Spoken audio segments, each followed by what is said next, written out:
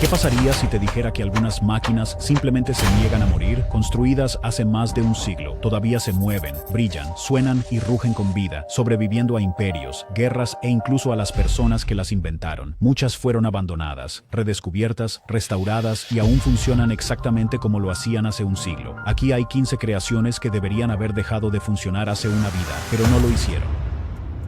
Número 15. La máquina de Newcomen en Dartmouth. La máquina de Newcomen en Dartmouth se completó en el año 1725. Es una de las máquinas más antiguas del mundo que aún puede moverse de la misma manera que lo hacía cuando comenzó la revolución industrial. Lo que la hace tan sorprendente es la cantidad de energía que generaba con piezas que parecen simples según los estándares actuales. Fue diseñado por Thomas Newcomen, en una época en la que la gente no tenía herramientas avanzadas, ni electricidad, ni fábricas modernas. Sin embargo, la máquina podía realizar trabajos que equipos enteros de trabajadores no podían hacer por sí solos. La máquina resolvió un problema importante en la minería. Las minas profundas se inundaban constantemente con agua, y no había una forma confiable de eliminar esa agua una vez que los mineros cavaban más allá de cierta profundidad. La máquina de Newcomen cambió todo al crear un sistema que utilizaba vapor y presión de aire de una manera muy sorprendente. El vapor se introducía en un cilindro metálico alto y llenaba el espacio alrededor de un pistón. Luego se rociaba agua fría dentro del cilindro. El enfriamiento repentino hacía que el vapor colapsara, y ese colapso creaba un potente vacío. El vacío tiraba del pistón hacia abajo con suficiente fuerza para levantar las pesadas varillas de la bomba dentro de la mina. La gran viga de madera conectada al pistón se movía hacia arriba y hacia abajo, y este movimiento accionaba las bombas que despejaban la mina de agua. Este sistema permitió a los mineros excavar más profundo de lo que nadie había imaginado. Regiones mineras enteras se volvieron más rentables porque la máquina trabajaba día y noche sin cansarse. No necesitaba descansos y no se debilitaba con el uso. Seguía removiendo agua mientras hubiera combustible para calentar la caldera.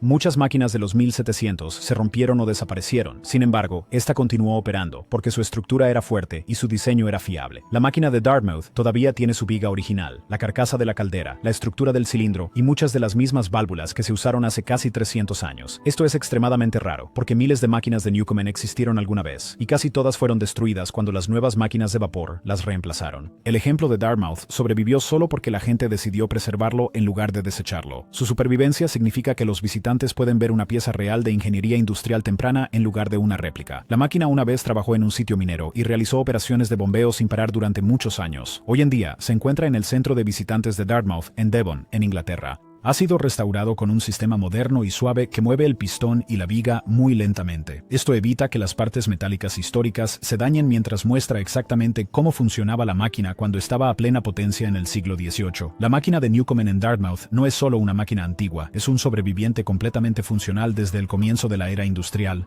Ofrece a los visitantes una vista directa de la tecnología que dio forma a la maquinaria moderna, y demuestra que los primeros ingenieros crearon sistemas que eran mucho más duraderos de lo que la mayoría de la gente se da cuenta. Número 14. El ferrocarril de Sóller y sus locomotoras eléctricas. El ferrocarril de Sóller en Mallorca ha estado operando desde el año 1912 y todavía funciona con las mismas locomotoras eléctricas, disposición de las vías y sistemas de energía que se instalaron hace más de 100 años. El ferrocarril se extiende por unos 27 kilómetros entre la ciudad de Palma y el pueblo de Sóller. La ruta atraviesa montañas empinadas y valles profundos, y una vez sirvió como la principal vía para que los agricultores transportaran naranjas y aceitunas a los principales mercados. La construcción comenzó en el año 1907. Los trabajadores tenían herramientas muy limitadas y dependían de la perforación manual, la voladura con dinamita y la mampostería de piedra. Tomó 5 años cortar 13 túneles, construir puentes y tallar un camino seguro a través de paredes rocosas que se elevan abruptamente a ambos lados de la vía. Cuando la línea se inauguró en 1914, se convirtió en uno de los primeros ferrocarriles totalmente eléctricos de Europa, lo cual fue un logro extraordinario en ese momento. Las locomotoras utilizan 4 motores de tracción separados. La energía se controla mediante un sistema simple operado a mano, que regula la fuerza de la corriente eléctrica a través de un conjunto de resistencias. El sistema de frenado es completamente mecánico. Aunque las locomotoras no son rápidas, suben pendientes empinadas sin dificultad. Pueden arrastrar vagones a través del túnel de Sóller de 2.800 metros, que es uno de los túneles ferroviarios tallados a mano más largos que todavía se utilizan hoy en día.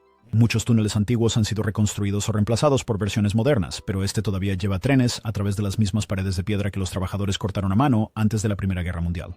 El ferrocarril de Sóller siguió operando durante la Guerra Civil Española y durante ambas guerras mundiales. Cuando los ingenieros inspeccionaron el sistema en la década de 1980, se sorprendieron al encontrar que muchos de los generadores, transformadores y dispositivos de conmutación originales todavía funcionaban. El equipo requería limpieza y ajuste, pero las partes básicas eran lo suficientemente fuertes para seguir funcionando. Las locomotoras no dependen de componentes electrónicos frágiles. Todo se puede reparar con herramientas básicas. Los talleres todavía utilizan los planos originales de principios del siglo XX para crear piezas de repuesto. Número 13. La bombilla centenaria. La bombilla centenaria en Livermore, California, es una de las máquinas más increíbles jamás creadas porque ha estado encendida desde el año 1901 y casi nunca ha dejado de funcionar. Las bombillas modernas a menudo duran unos meses o unos años. Esta ha estado brillando durante más de 120 años. Es una bombilla de filamento de carbono fabricada por Shelby Electric en Ohio, a finales de la década de 1890. La empresa utilizó vidrio soplado a mano y filamentos de carbono extremadamente gruesos.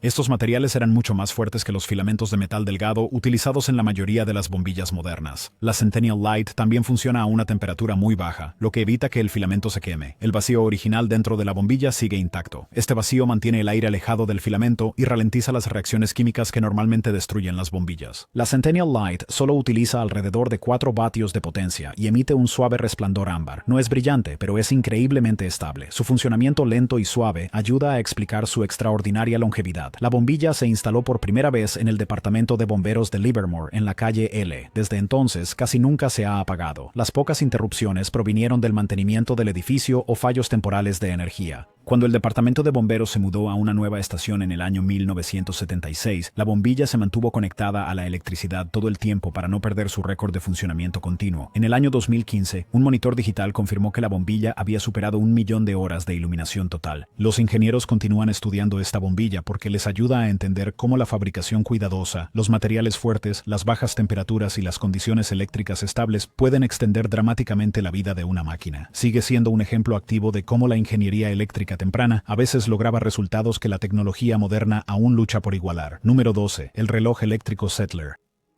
El reloj eléctrico Settler dentro de la iglesia de San Miguel en Múnich es una de las máquinas de cronometraje más increíbles que aún funcionan hoy en día, desde finales de la década de 1880. Este reloj ha sobrevivido más de un siglo de uso diario con casi ninguna reparación importante. Fue construido por Johann Baptist Settler durante los primeros días de la ingeniería eléctrica. Combinó la mecánica tradicional del péndulo con un pequeño sistema eléctrico que suministraba la energía justa para mantener el péndulo en movimiento. El reloj funciona de una manera sorprendentemente simple. Un péndulo estándar oscila de un lado a otro. Una bobina electromagnética de baja potencia le da al péndulo un pequeño empujón en el momento adecuado. Este empujón reemplaza los pesados trenes de engranajes en los que los antiguos relojes de torre confiaban. Menos engranajes significan menos fricción. Menos fricción significa menos desgaste. El resultado es una máquina que se mantiene precisa dentro de unos pocos segundos cada semana, a pesar de que fue diseñada antes de la invención de herramientas de precisión modernas. Los materiales utilizados en este reloj son otra razón sorprendente para su larga vida. Settler instaló puntos de contacto de platino que no se corroen. Usó cojinetes de latón que permanecen suaves incluso después de millones de movimientos. El péndulo se encuentra dentro de un marco de madera que lo protege de las vibraciones y los cambios de temperatura.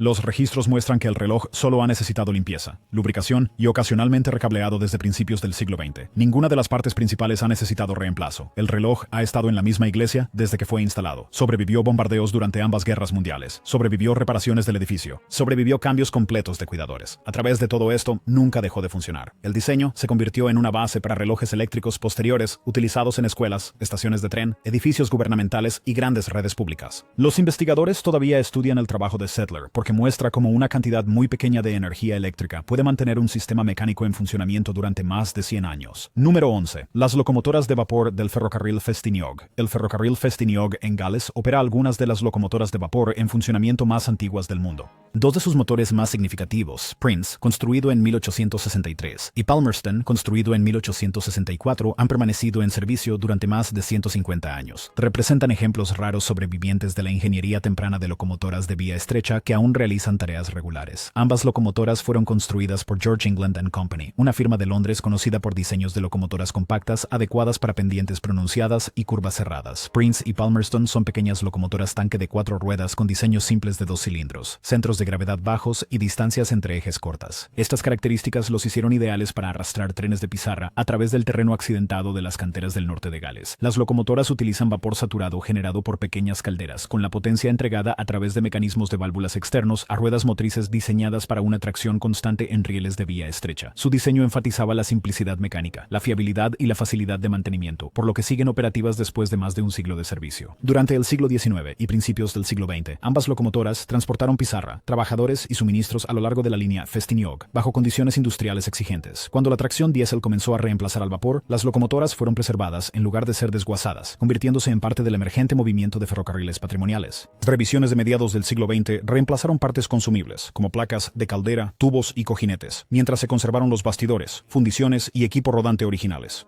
Esto permitió que las locomotoras volvieran al servicio para operaciones patrimoniales, exhibiciones y trenes de pasajeros de temporada. Su vida continua en el mismo ferrocarril ha preservado su autenticidad histórica. Hoy en día, Prince y Palmerston siguen operativas en los ferrocarriles Festiniog y Welsh Highland, mantenidas por ingenieros en Boston Lodge Works, uno de los talleres ferroviarios en funcionamiento más antiguos del mundo. Su preservación ha avanzado la ingeniería moderna de vapor mediante la mejora en la fabricación de calderas, pruebas no destructivas de piezas históricas fundidas y mecanizado personalizado para componentes obsoletos. Más de 150 años después de su construcción, estas locomotoras todavía recorren las montañas galesas, demostrando la resistencia de la ingeniería de vapor británica temprana. Número 10. La maquinaria de la central de los tranvías de San Francisco. El sistema de tranvías de San Francisco es uno de los sistemas de transporte mecánico en funcionamiento continuo más antiguos del mundo. En su centro se encuentra la maquinaria de la central eléctrica, instalada por primera vez en el año 1873, que aún sigue los mismos principios mecánicos que impulsaron la red en el siglo XIX.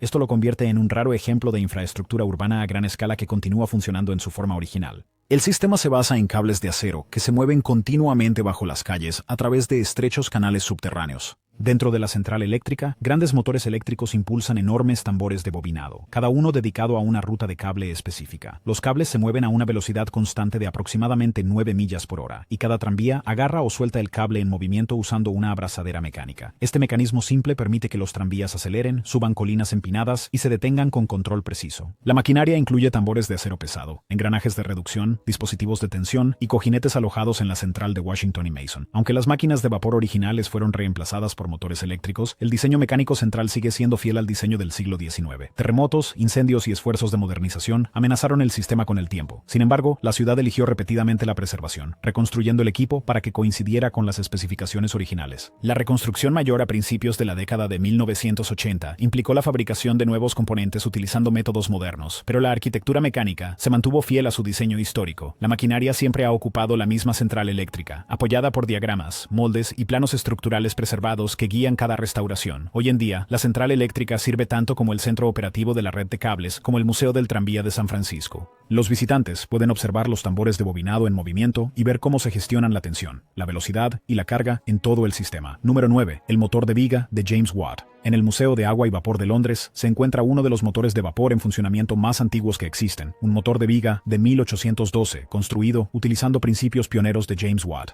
Primero instalada en una estación de bombeo de un canal en Escocia antes de ser trasladada a Kew, la máquina sigue siendo completamente funcional más de 2 siglos después de su construcción. La máquina opera con una enorme viga superior de casi 10 metros de largo, balanceándose de un lado a otro mientras transfiere potencia desde un pistón vertical a un volante giratorio. Este volante una vez impulsó bombas que suministraban agua limpia a Londres. El vapor se expandía dentro del cilindro de 44 pulgadas del motor, produciendo golpes constantes y fiables capaces de levantar miles de galones de agua cada hora. El motor fue diseñado para operar de manera continua con un mantenimiento mínimo, un objetivo que logró durante casi un siglo. Cuando se retiró del servicio diario a principios del siglo XX, los ingenieros encontraron el mecanismo en condiciones notables. Más tarde fue restaurada utilizando vapor de baja presión para demostraciones en el museo, permitiendo que la máquina operara de manera segura mientras se preservaban sus componentes originales de hierro fundido del siglo XIX. Cada válvula, cojinete y enlace todavía funciona según su diseño histórico y se engrasa y ajusta manualmente durante la operación. Durante eventos especiales de demostración, los ingenieros del museo ponen en marcha el motor para que los visitantes puedan presenciar el mismo movimiento rítmico que una vez impulsó infraestructuras esenciales en toda Gran Bretaña. La viga original aún lleva marcas visibles de fundición de 1812, y las piezas de hierro fundido permanecen estructuralmente sólidas después de 200 años. La máquina de vapor de James Watt en Kew es más que un artefacto preservado. Es un ejemplo viviente de la ingeniería industrial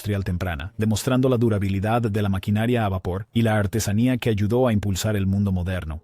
Número 8. La rueda de Laxey. La rueda de Laxey en la isla de Man, completada en el año 1854, es una de las ruedas hidráulicas en funcionamiento más grandes del mundo y una de las estructuras mecánicas más antiguas que aún opera en su ubicación original.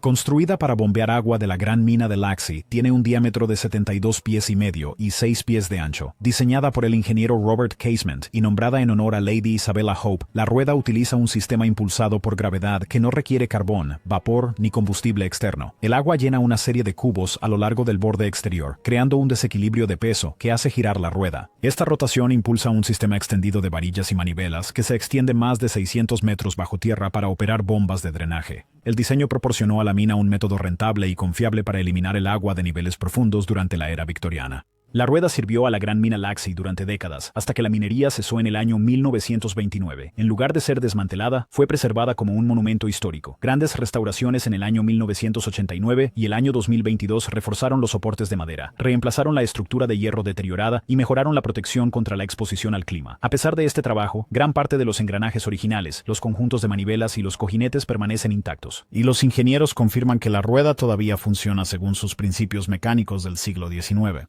La rueda nunca se ha movido y continúa dominando el Valle del Laxey desde su ubicación original en la ladera. Hoy en día gira durante la temporada turística utilizando los mismos canales de agua alimentados por gravedad que la impulsaron hace más de 160 años. El Patrimonio Nacional de Mengs mantiene la estructura, permitiendo a los visitantes observar el movimiento rítmico del mecanismo y subir a la plataforma de observación superior. La rueda del Laxey también ha inspirado investigaciones modernas sobre energía mecánica sostenible. Los datos de su largo servicio han informado generadores impulsados por agua de bajo impacto y sistemas de bombeo basados en gravedad para aplicaciones remotas y rurales. Herramientas modernas de conservación, incluidos sensores de humedad y análisis de estrés, se aplicaron durante su última restauración. Número 7. La máquina Sechiza y prensa de impresión de telas. En un taller en Leipzig, Alemania, una máquina original Sechiza y prensa tipográfica de tela construida en el año 1910 continúa operando más de un siglo después de su fabricación.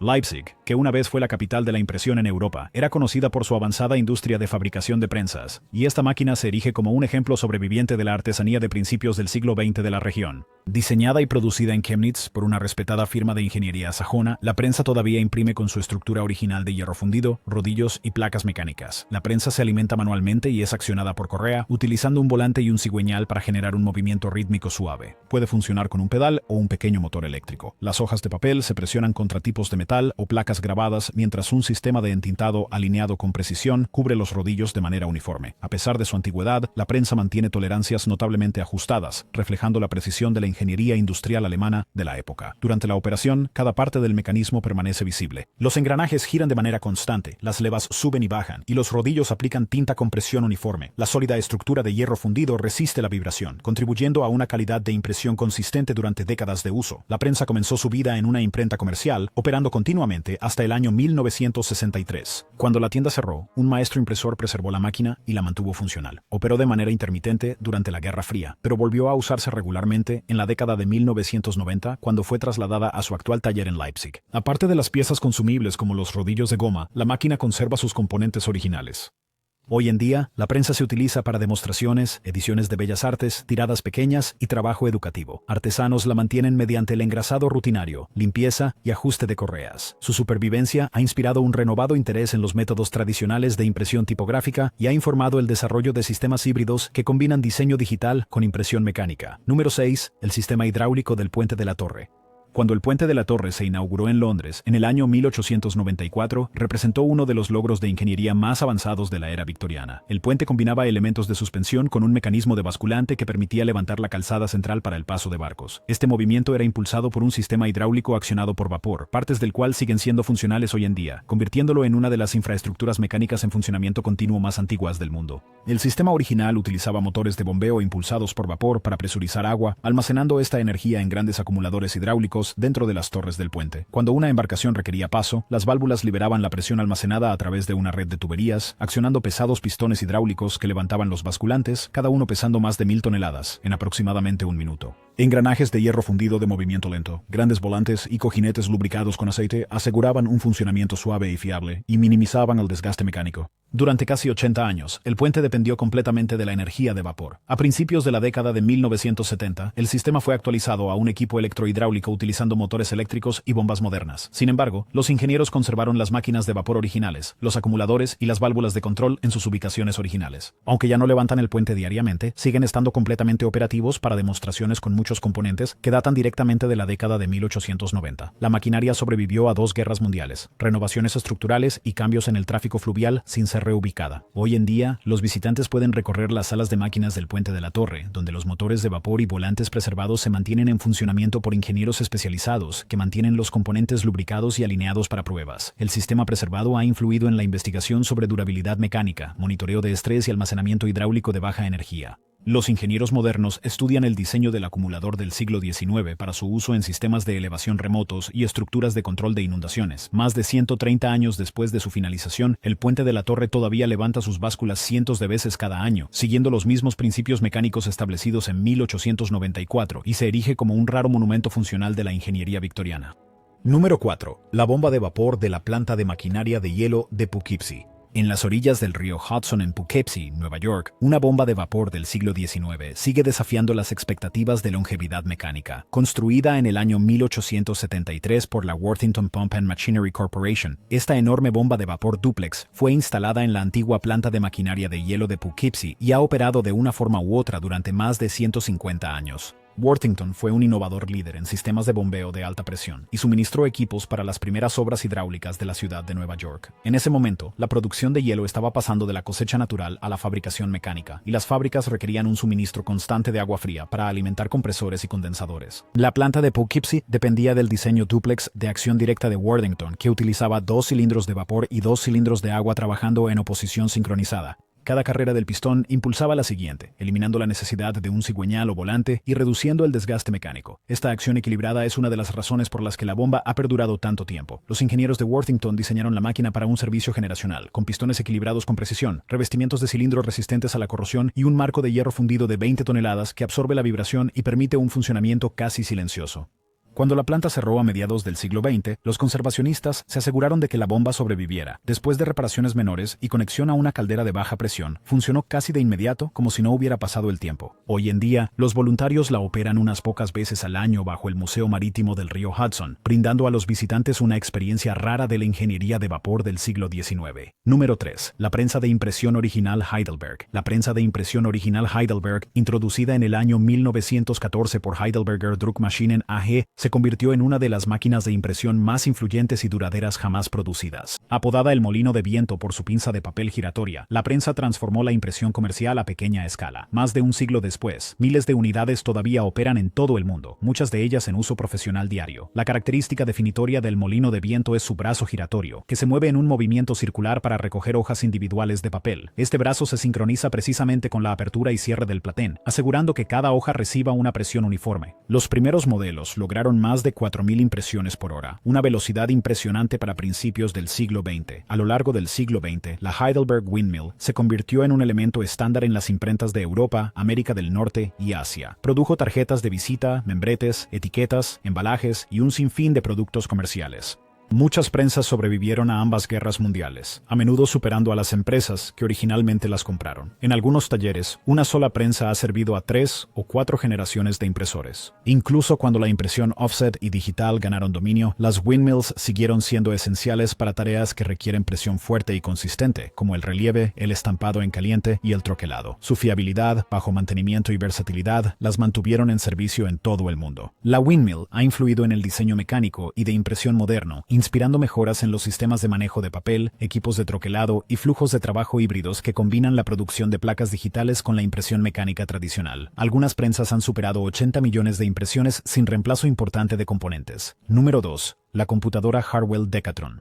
Dentro del Museo Nacional de Computación, en Bletchley Park, se encuentra uno de los sobrevivientes más notables de la tecnología digital temprana, la computadora Harwell Decatron, apodada La Bruja. Construida en el año 1951, está oficialmente reconocida por los récords mundiales Guinness como la computadora digital en funcionamiento más antigua. Más de 70 años después de su creación, la máquina todavía opera exactamente como lo hacía en sus primeros días. La computadora es un sistema electromecánico construido con miles de relés, tubos de vacío y 828 decatrons, tubos contadores llenos de gas que muestran posiciones numéricas como puntos naranjas brillantes. Al funcionar, la máquina parpadea con luz rítmica. Cada pulso marca un cálculo.